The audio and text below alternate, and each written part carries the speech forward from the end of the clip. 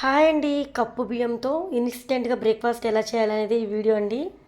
ముందుగా ఒక బౌల్ తీసుకొని అందులో ఒక కప్పు బియ్యం అయితే వేసుకోవాలి. ఈ రెసిపీకి మీరు రేషన్ బియ్యం వాడొచ్చు, లేదంటే నార్మల్ బియ్యం కూడా వాడొచ్చు. ఏ కప్పుతో అయితే బియ్యం అయితే తీసుకున్నామో అదే కప్పుతో సగం కప్పు పెరుగు తీసుకోవాలి.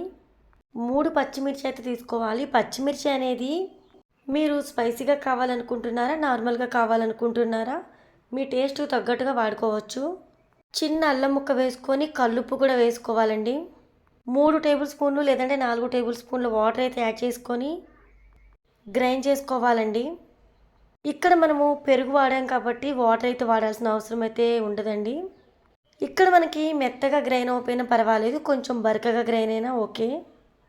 ఇలా గ్రైండ్ చేసుకున్న బియ్యం పిండిని అయితే ఒక బౌల్లోకి వేసుకొని పావు టేబుల్ స్పూన్ వంట సోడా వేసుకొని, అలానే ఏ కప్పుతో అయితే మనం బియ్యం కొలుచుకున్నామో అదే కప్పుతో పావు కప్పు బొంబాయి రవ్వ కూడా వేసుకొని కలుపుకోవాలండి. ఇక్కడ బ్యాటర్ అంతా ఎలాంటి ఉండలు లేకుండా నీట్గా కలిపేసుకొని పక్కన పెట్టేసేయండి. ఆ తర్వాత స్టవ్ మీద ప్యాన్ పెట్టి ప్యాన్ హీట్ అయిన తర్వాత 1 టేబుల్ స్పూన్ ఆయిల్ అయితే వేసుకోవాలి. ఆయిల్ కాగిన తర్వాత పావు టేబుల్ స్పూన్ జీలకర్ర, అలానే పావు టేబుల్ స్పూన్ ఆవాలు, ఒక పావు టేబుల్ స్పూన్ మినప్పప్పు అయితే వేసుకోవాలి. ఇక్కడ నేను చిటికెడు పసుపు అయితే యాడ్ చేశానండి. మీకు పసుపు వేసుకోవడం ఇష్టం లేదు అనుకుంటే స్కిప్ చేసేయండి.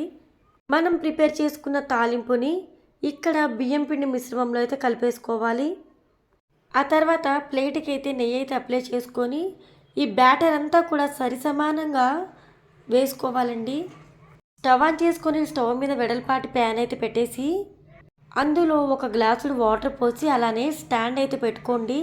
స్టాండ్ కనుక మీ దగ్గర లేనట్లయితే ఏదైనా బౌల్ లాంటిది బోర్లించి అయితే పెట్టుకొని దానిపైన మనం ఇక్కడ బ్రేక్ఫాస్ట్ కోసం సిద్ధం చేసుకున్న ఈ బియ్యం పిండి మిశ్రమంని ప్లేట్తో పాటు అలా పెట్టేసి హై ఫ్లేమ్ మీద ఒక 10 నిమిషాలు, అలానే మీడియం ఫ్లేమ్ మీద ఒక 10 నిమిషాలు అయితే ఉడికించుకోవాలి.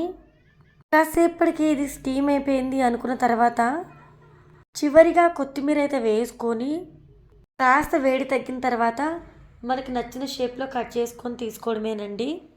పల్లి చట్నీతో కానీ లేదంటే టమాటో పచ్చడితో కానీ ఎలా తిన్నా కూడా చాలా బాగుంటుంది టేస్ట్ అయితే. నేను చేసిన ఈ రెసిపీ వీడియో మీకు నచ్చినట్లయితే వీడియోకి అయితే చిన్న లైక్ ఇవ్వండి. ఇలాంటి ఇంట్రెస్టింగ్ రెసిపీస్ కోసం ఛానల్ని అయితే సబ్స్క్రైబ్ చేసేయండి.